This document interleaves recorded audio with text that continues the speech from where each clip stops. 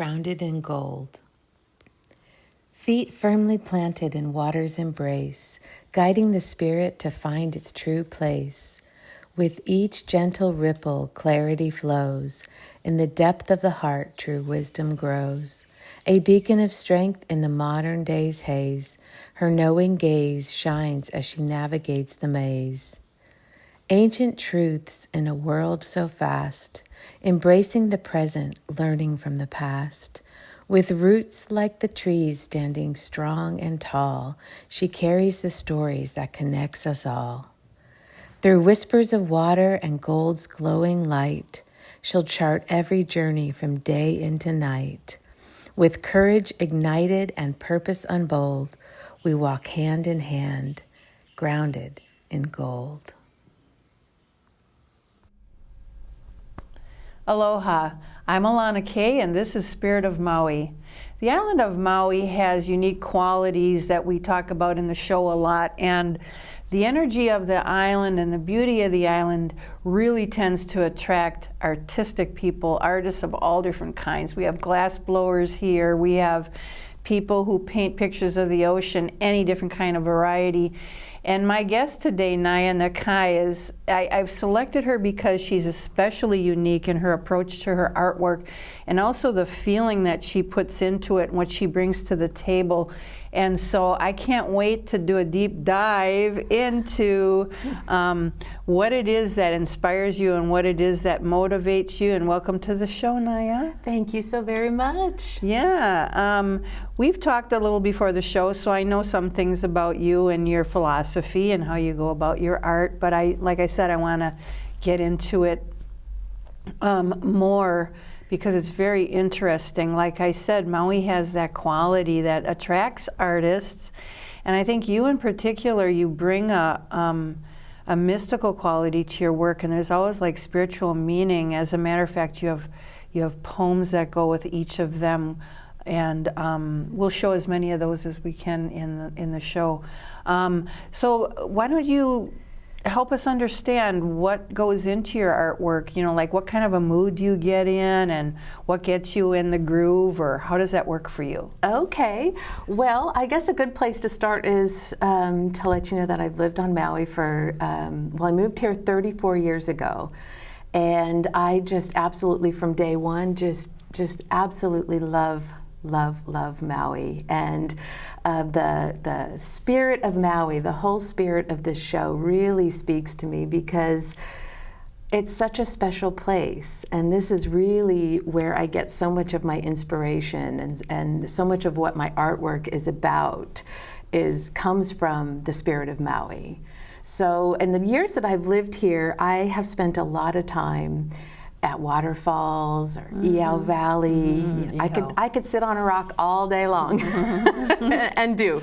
And as I'm sitting there just infusing myself with Maui's beauty, just watching the water move, for instance, and just feeling what that feels like and sensing what that is for me is where the art comes from, and is the foundation of everything. So I love to look at artwork where people do photorealism, just exactly what the beautiful wave looks like. But what I'm after is something a little different. I'm after the feeling, what it feels like to be near the ocean or on the ocean or on Maui, what that really feels like, and to translate that onto a flat canvas that's not moving right, exactly. is really what I'm after. That's a really good way to put it. It's the feeling, and I noticed that the longer I'm here, I've been here 27 years. Oh. 27 years, April 26th. It's my anniversary coming up. I have this thing I say. I don't like to say it doesn't get better than this, because that's not true, because there's something about Maui. I feel like it has such a high vibration and it's so unique that you have to be in a certain space to really tune into it, tap into it, for one thing. Because I've had visitors come here that are grouchy and it's almost like they don't see the beauty, they don't feel it. So if you get to the point where you really feel it, that means you need to be in that space. And that's the creative, what I call the creative portal. So I think an artist who brings that through in their work and you can feel it, like when you walked in with this one, you sent me a picture of that prior and I loved it right away, but when you walked in with that, I actually got like a full body tingle when I saw this, which fabulous. means you've definitely achieved your goal of getting the feeling into just the movement, the colors, the way the colors work together, and then your choice of composition, all of that. You know, like I'm just noticing right now as I'm looking at, like if you're standing on the shore, you're seeing all those different layers of color and like how the different types of waves. And it's almost like there's a symphony of waves and a symphony of colors that comes through when I'm looking at it. So getting back to the feeling of it, what I noticed is it seems to be more beautiful every day, and all I can say is that must mean that it's more beautiful than I can realize. And as I strengthen my my connection to joy and to my soul, I'm more able to connect with that and see it. I go to EO like at least twice a week. Oh. It is. It's like, talk about infinity. I mean, Yes. I mean, it doesn't bottom out somewhere. It's great. It's like, oh, I can't wait until tomorrow. Oh, I know. And I have to tell you, after all these years, a couple of days ago, I was just walking to my car in the parking lot, and I looked up, and there was Haleakala wearing her lei, which means there's just, if the clouds are a certain way, it looks like the mountain is wearing a lei. And just the air and the color on the mountain and just the clouds and everything. I was so struck. I had to laugh at myself because I just had to stop walking. I did that the other day too. It was, what is today, Wednesday? I did that on, I think it was yesterday. I just looked up and I thought, it's like, just gets you. And you know what it is it's not so much, the other Hawaiian islands have they have the trade winds, they have the same blue sky, they have the same stars. But what it is, I believe, is first of all, the ocean is a super high vibration. Anyway, energetic. I mean, that's like the womb of the amniotic fluid of the planet is that saltwater ocean. But that Haleakala is actually the strongest magnetic field on the planet. Wow. So between all of that, we're sandwiched, we're in the middle of the ocean.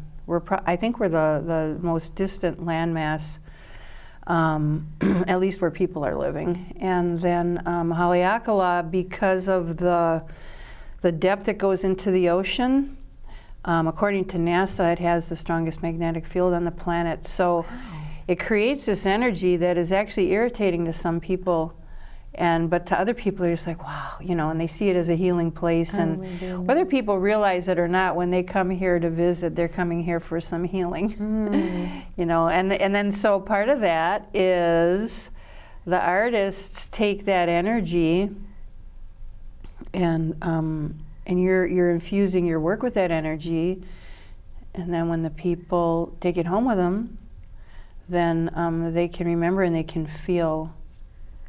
That's right. I truly, truly believe there's a universal truth that how you feel matters. Oh yeah. How you feel really matters. And we can control how we feel by our thoughts. So if we are always reaching for a better thought, if we're reaching for a thought that makes us feel better, then we can't help but be healthier.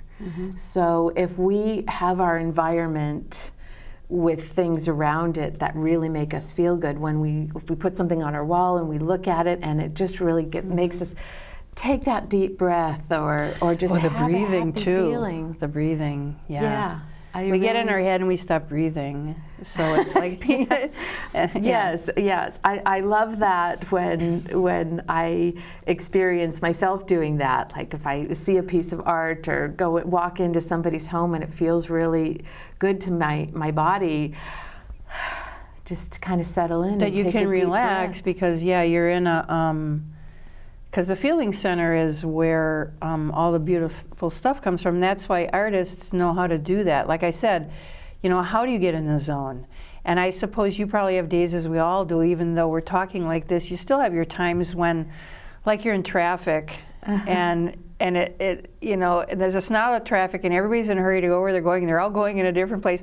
But then the other day I realized that's pretty amazing that we all have a different agenda, yet we're really pretty civil, you know, to get around in traffic like this. But you know, you have your days. So what do you do if you're feeling off, or like you need to get in the zone, you want to do some work, and maybe you're not feeling, or do you do something? You have a regular routine? Well, for me, what really works is to get in the water. So whether it be the ocean, or if I'm taking a trip into town, I love to go up to Iao Valley and get into the fresh water. And the water is just a very good clear for me. That's fresh rainwater. Yeah, fresh rain. It's the freshest. Yeah. I love it. Yeah, it doesn't get fresher than that.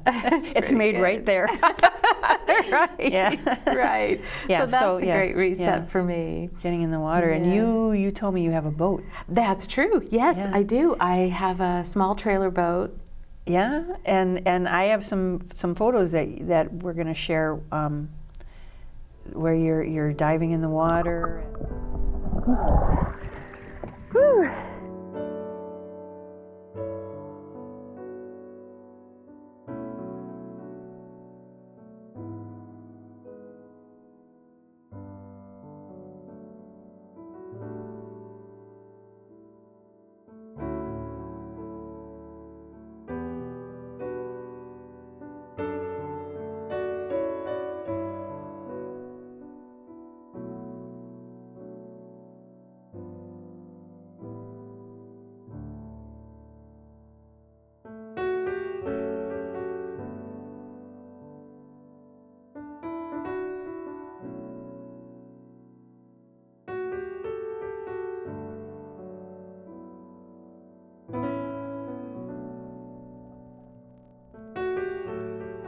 Yeah, getting in the ocean, it's really, it brings you to that place. So now the other thing is, I noticed that with all of your pictures you have different mediums, but this is your most recent medium that you're really getting into working with. That's correct. Can you just share a little bit about all of these, and then we're going to show a close-up of them. Absolutely. You can see the detail in the pictures. Quite a few. There's quite a lot going on here. So this is my latest style here, and this is got a really nice texture to it. How I get this texture is by using a combination of marble dust and limestone powder. And I mix these either together or separately, and then mix them in with pigments and polymers. And the limestone powder is this really wonderful smooth texture, and the marble dust is more of a gritty texture. So the combination of putting them together, and in some pieces I can have some really smooth areas and then some really textured areas. And that really, again, helps with the feeling, the mood, the movement of the piece, to have that extra texture, and it feels so good too. So see, and that's part of the creative process too, where you have that, the creative center, you can't second guess it, and you got to be really close with it for it to guide you. And like I noticed when you were explaining how the texture brings it alive, so as a creative person you have to know how to integrate that properly. Did it take a while to learn how to paint with that? Well, it's definitely a process. I have done many different things. Over there's a silk painting, so I really enjoy painting on silk with permanent dye. That really does help to convey water because it's such a fluid medium. Mm-hmm. And then I also love to work with oil paintings. This is an oil painting. Oil. And that's mixed with a cold wax medium, and that cold wax makes a really nice base for texture as well. It's a very soft texture that makes. So I love having a style. I love working in series and taking something and running with it. Like right now I'm doing this style here and just loving it. Yeah. And it's also fun to experiment with different things. Mm-hmm. So one thing sort of leads to another, and I really enjoy that. You go with it. Have you ever, what do you think about the happy accident? Do you know that one? Bob Ross coined that term. I love that. That even happens in life too, the happy accident. It's where you go in a certain, when I used to do full finishes, I realized the value of that, even before I heard Bob Ross say it. It's like you look at it, you go, oh, no, that was a mistake. And instead of starting over, you go with it. It leads you in a different direction. Do you do that sometimes? Well, yes. It's the best things just happen. Yeah, that's what I'm saying. Yeah. So sometimes, like, I'll be working on something. This is inspired by the Mary Monarch last year. There was the beginning, they have the Miss Aloha part, and these dancers are so beautiful and so inspiring. I was watching the TV and just taking a lot of pictures, and then just coming up with the picture of the dance, and then just listening to the piece speaking to me. And then, so that's how this one came to be. Mm-hmm. So it just heard that she was reaching up for her amakua. Mm-hmm. And then that sort of starts to happen. Now that wasn't what the dance was about, or wasn't originally what was happening, but it just sort of evolves and sort of kind of speaks to me. Yeah, I like that evolves. That's a good way to put it. And as a creative person, in order to do that, to tap into that, you have to be able to allow that to happen. Because a lot of time sometimes as a creative, I'll sometimes get an image of what I think I'm creating, but it's almost harder to have the image ahead of time too much, too solid, because then you're working towards a mental image, whereas but more have a feeling of what it's going to be and then just go with it. That's so right. I love, we see the white owls here. When you see one at night, it's so incredible. Like if you're driving up country, and it can be kind of scary. I used to work with this girl who was like, I hit an owl when I was driving last night. Is that a bad sign? No. I'm guessing it probably is. But, but anyway, they are so amazing when you see them, and you don't see them that often. Yes, I used to live other in ones, Lower Kula, and they would be always on the wire near my house. So if I'd come home at night, they would be there, and they're so special. Yeah. So this one is the name of this painting Amakua, and it's really about her protection and her guide. And Amakua is like an ancestral protection and guide, as opposed to like a spiritual guide, which might be something that you really connect with and you really choose. This is more something that is coming to you from your ancestry. Yeah, and that's a really big part of the Hawaiian spirituality, and so is the dance, the hula. So you've put the two cultural things together. The hula is, it's the whole idea with the hand motions, and it's connecting. It's like, I wouldn't know the exact words, so I don't want to use them. Don't take this to be exact, but you know that they're communicating with the spirit when in the dance that they're doing. It's not just just a dance. It's a whole spiritual thing. Yeah, that's and then also with the spirit of Maui, you can really feel it.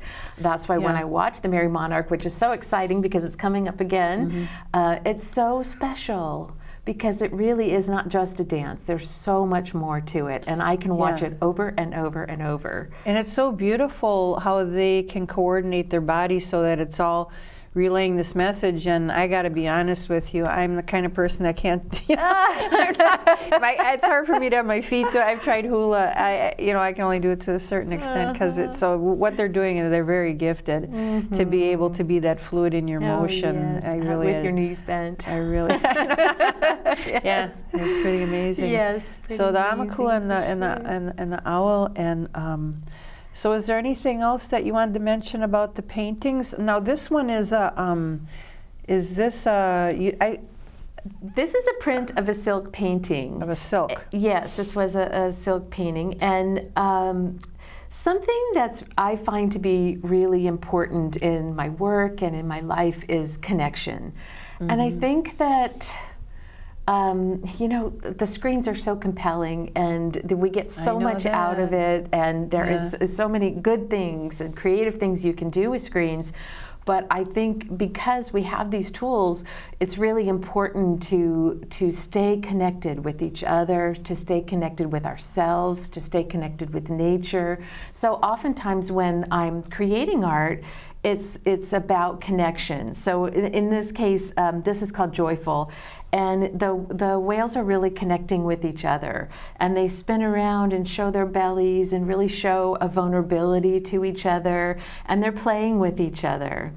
And they're connecting in. I've got some birds in here and just some different colors, and it's really designed so that when you have this in your house or you look at this, that you really feel the joy and you really feel the connection that we have with each other, interspecies and just with each other. Oh, interspecies I think is amazing. Yes. I love watching these ones online with the chickens and other species, or the birds and the but yeah, with the whales it's really interesting how when you sit on the shore, you can see the whales jumping out there, and they're just playful. I mean, they're doing it just to play. You know, they're not doing it to, they're not goal-oriented. Yes, I mean, you can tell they're just so happy they jump up out of the water in any different version of that. I know there's different, do you know what the different, like they say a tail flap or they're breach. When they're breaching, that's when they don't always, sometimes they're just going like this, right? But then sometimes they do the thing where they jump out of the water and they splash down. Yes, breaching. Like, is that what that is? And tail slaps or something. Yeah, it's actually a fluke.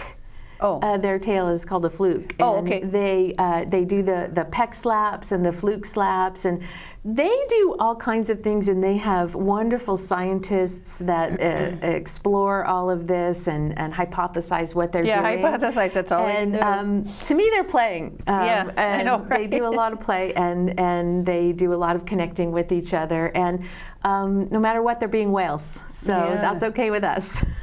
Yeah, and so that one, so I'm just curious, it just crossed my mind right now to ask you, when you're painting on silk, what kind of paint are you using? It's actually permanent dye. Oh. So I stretch the silk onto stretcher bars, and just a white silk. I use different thicknesses of silk depending on the effect I want to get. But I stretch the silk, and then I paint it with permanent dye. And then I steam set it. You have to steam set it for a couple of hours so that if it ever gets wet or humidity, that the colors won't run anymore. And so I do that, and then there's different ways to do it. You can just frame it like this one over here. You can frame it in between two pieces of glass, so it has a stained glass effect. Oh, wow. And you can actually see through it, and the light can come through it. Or like this one back here, that's fused onto a piece of canvas. So there's different ways that you can display it in the end, and then of course you can make prints of it as well. So silk is really a fun medium. So you don't have any flexibility on that once you've laid down color, that's it? That's correct. I mean, the other things you have blending, or you can go over it. That's exactly right. When you're working with like an oil painting, for instance, you can wipe things away, you can paint over, there's opaque paints. This is one and done. You can continue See what level of patience that requires? Yes. My God. Everything is transparent with silk. Oh my so God. you can change a color by adding a different color. Like if you added yellow to something, it would tint it differently. But you cannot get rid of something once it's there. Yeah. You got to be really patient with yourself. I mean, to be an artist, I have people say to me, I do a few different things. I like to say jack of all trades, master of none. I mean, I also say creativity for creativity's sake. I really encourage people to, I do intuitive readings, and I can see it in people all the time that they have this latent creativity.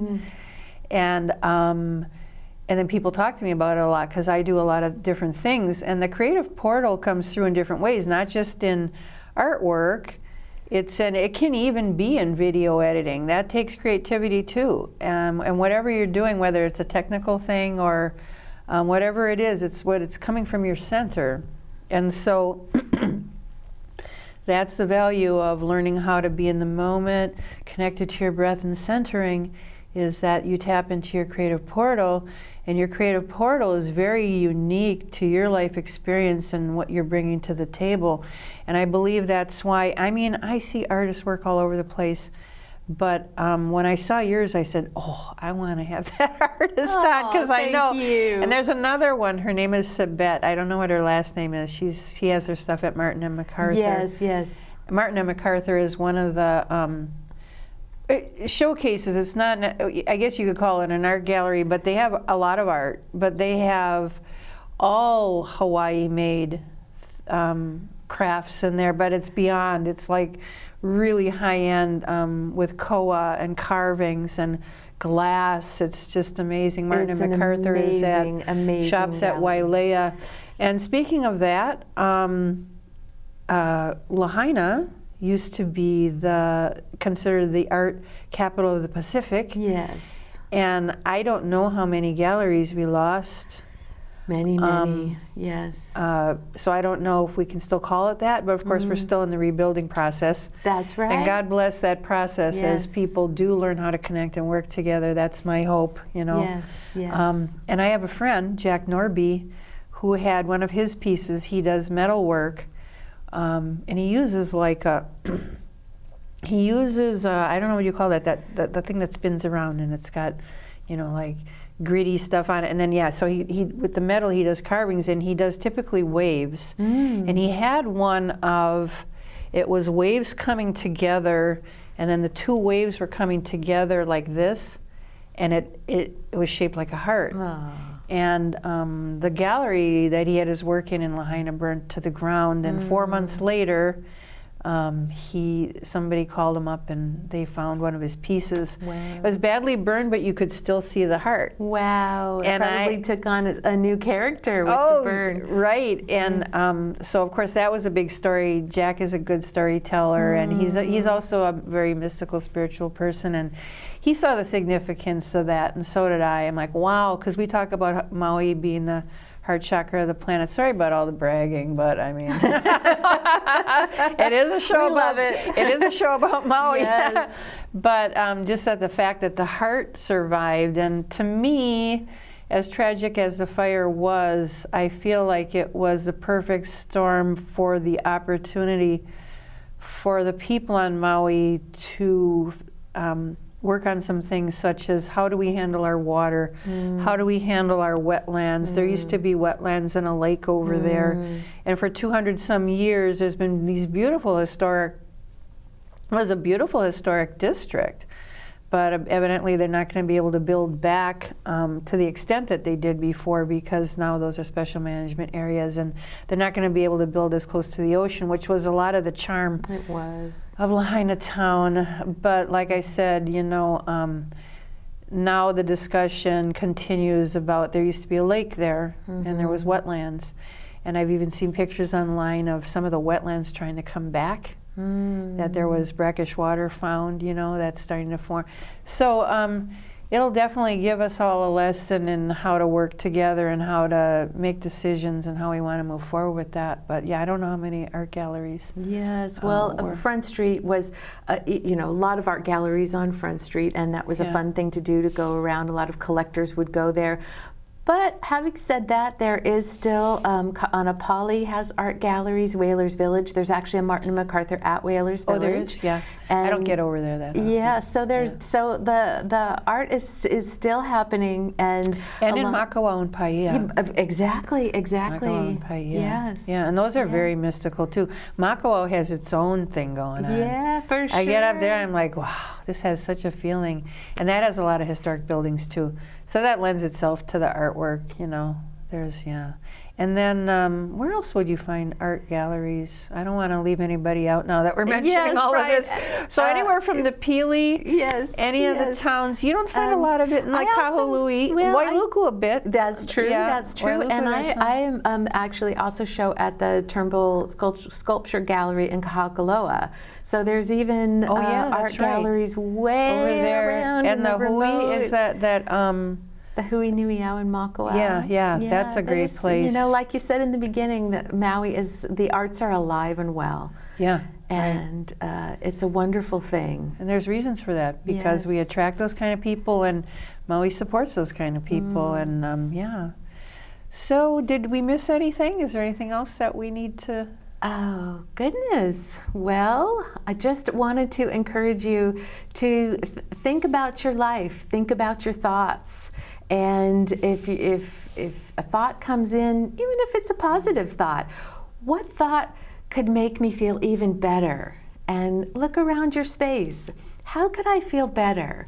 How can I increase my well-being? Because your thoughts have a direct correlation with the well-being of your body. So if you enjoy having serene pieces around you, seek that out. If you enjoy having comic books around you, or you enjoy quirky things, or you enjoy whatever it is that you enjoy that makes you feel good, I encourage you to explore that and inquire within. Inquire within, I like that one. Yeah. Yeah, Yes. Exactly. Yes. Whenever it doesn't seem right on the outside world, inquire within. And the inner guidance, you know, and like I've talked about the creative portal, your inner guidance and the creative portal are the same thing. So you're not always getting inspiration to create something, but you're getting inner guidance. And I like what you're saying about, which I've always done too, is you make, no matter what your environment is, I don't care if you're in a little hut with walls with holes in them and bugs crawling through. I don't care if you're in a mansion, surround yourself with what has meaning to you. I was going to say surround yourself with beauty, but maybe that's not what you're into. Right, everybody's But definitely different. make your home your haven, and then of course in these times, and I mean personal advice to add on to what you were saying is that choose a better feeling thought. There's so much grumbling going on right now, you know, these days about so many things, and I've really learned how to adjust my thoughts, because you affect your body, and then you also affect the environment for everybody else too. What you put into the soup, we were talking about that in some of the other shows. Good point. But what you put into the mix, and that's really important. Yes. Anything else? Thank you so very much for this show, for reminding us to really tune in to the spirit of Maui, and bringing all of these people together to talk about what that means to them, so that we can all be helped to tune into this beautiful, wonderful, incredible place. Thank you. Thanks for being here and bringing in your work. I love being surrounded. I love being immersed in it. And this show is being produced at Akaku Studios on Derry Road in Kahului, but we are also on a YouTube channel, so please subscribe and like our channel, and tune in on Maui Stream. And until next time, a hui ho. Aloha. Taking flight. Ruby skirts twirling like flame in the air, spinning with grace, no trace of despair, flying free like birds on the wing, carrying secrets the heavens bring. Ancient whispers soft as the dawn, knowledge flowing down from the stars we've drawn. Healing hands from the sky above, mending hearts with eternal love. Dancing into the light she is bold, a story of fire, of mysteries untold. With every step she sets the world free, a vision of strength, wild and heavenly.